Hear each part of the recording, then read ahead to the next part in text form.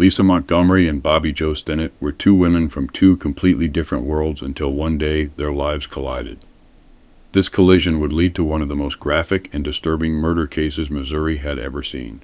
Welcome to another episode of Human Wreckage. If you like what I do, please hit the subscribe button. In this episode, we look at betrayal and desperation. Let's get into it.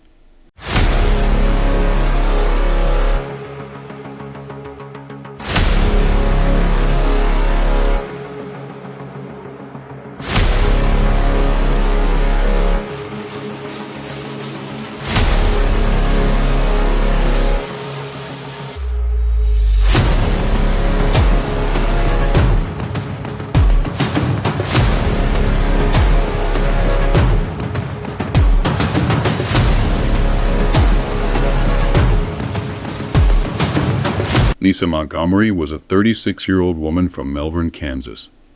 She often pretended that she was pregnant to gain advantage in her interpersonal relationships. In 2004, she told her friends, family, and husband that she was expecting a baby. She even told her ex-husband, Carl Bowman. However, in 1990, Lisa had undergone a tubal ligation and was unable to have any more children. Due to her repeated lies and deceptions, Carl threatened to expose her lies and gain custody of their two teenage children. Nevertheless, Lisa continued to claim that she was pregnant. The whole world would soon come to discover why. One afternoon, while browsing the internet in late 2004, Lisa came across a website which was run by 23-year-old Bobbie Jo Stinnett, a dog breeder who sold dogs from her home in Skidmore, around 120 miles away from Melbourne. Bobbie had been a high school cheerleader and an honor student who was in the process of building a placid nuclear life with her childhood sweetheart. Bobbie's website included a photograph of her, which clearly showed that she was heavily pregnant. Lisa contacted Bobbie via a rat terrier chat room. She posted a message for Bobbie which read, "Please get in touch with me soon as we are considering the purchase of one of your puppies." Bobbie replied to Lisa, and the two swapped email addresses. Lisa informed Bobbie that she too was expecting a baby, and Bobbie sent her directions to her house. The email from Bobbie read in part, "Great chatting with you on Messenger, and I look forward to chatting with you tomorrow, M." The two had arranged to meet at Bobbie's house, where Lisa said that she would be purchasing one of her dogs. The following morning, on the 16th of December, 2004, Lisa showed up at Bobbie's door. Unbeknownst to Bobbie, Lisa wasn't there to purchase a dog. She had something much more sinister in mind. When Lisa arrived at Bobbie's home, the expectant mother opened the door with open arms. Once inside, Lisa turned on Bobbie. She strangled her to death and sliced open her abdomen and removed her 8-month-old fetus before fleeing the scene. Bobbie's mother, Becky Harper, found her daughter's body at around 3 p.m. Becky said the wounds inflicted on her daughter appeared as though her stomach had exploded. Attempts by paramedics on the scene to revive Bobbie were unsuccessful, and she was pronounced dead at St. Francis Hospital. Lisa was easily identified as the main suspect in the grisly murder due to the internet correspondence the two women had been having in the lead up to Bobbie's murder. Following the murder, Lisa had taken the newborn baby and returned to her hometown of Melbourne and started to show the baby girl off as her own.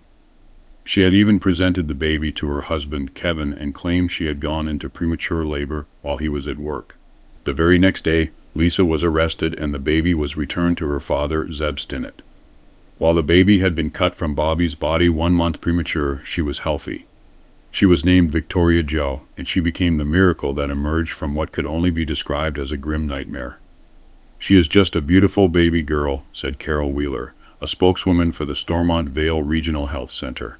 Lisa was charged with kidnapping resulting in death. During Lisa's trial, her defense attempted to argue that Lisa was not guilty by reason of insanity. They stated that they believed that she had a mental disorder which left her incapable of understanding that what she had done was wrong. They painted a picture of a woman who had been left scarred by the sexual abuse she had suffered from her stepfather as a child, as well as the emotional abuse inflicted by her mother. They put forward the theory that Lisa had suffered from a delusional belief that she was pregnant despite the fact she was unable to have any children. The prosecution, however, argued that Lisa killed Bobbie specifically so she could steal her unborn daughter and then raise her as her own. They painted Lisa as a scheming, dishonest, and manipulative woman who faked pregnancies to gain preferential treatment. They put forward the theory that Lisa and killed Bobbie in an act of desperation spurred by threats of exposure from Carl. During closing arguments, defense attorney John O'Connor said, "We have seen the unthinkable. It is natural to want to strike back. It's hard to put our arms around mental illness because we don't understand it. I'm not asking for sympathy. I want you to have empathy." Assistant U.S. Attorney Roseanne Ketchmark refuted this, stating, "The defense told you in opening statements that their case would tell you why. The why is that this defendant did not want to be exposed." The jury sided with the prosecution, and Lisa Montgomery was found guilty of kidnapping resulting in death. The sentencing phase was to follow, which put Lisa's life in the hands of the jury. The defense once again reiterated their belief that Lisa was so mentally ill that she could not comprehend that what she had done was wrong. The prosecution, however, cited potential aggravating factors which made Lisa eligible for the death penalty, including the brutal nature of the murder and the fact that Bobbie had died during the act of kidnapping. The prosecution also focused on the impact that the slaying had on members of Bobbie's family. Her husband, Zeb, told the jury that the murder had completely devastated his life. "My world just crashed," he said. He further said that he had not yet told Victoria Jo what happened to her mother. Bobbie's cousin, Mindy Winger, said, "Victoria reminds me a lot of Bobbie, and I wish she could have seen what her mom was like." Other family members testified while the prosecution showed photographs of Bobbie's childhood and through a few years of her marriage. They also displayed pictures of the clothing that Bobbie had purchased for the birth of her baby daughter. The defense called on members of Lisa's family to testify in a bid to save her life. Her husband and two of her daughters testified that they would maintain a close relationship with Lisa from behind bars. Kevin said, "I'm trying to support her to make it easier for her. She calls and I just like to hear her voice. I love her." Her sister, Diane Hedberg, testified that their mother had been abusive and neglectful towards them throughout their childhood, and at one point, she was even removed from her care.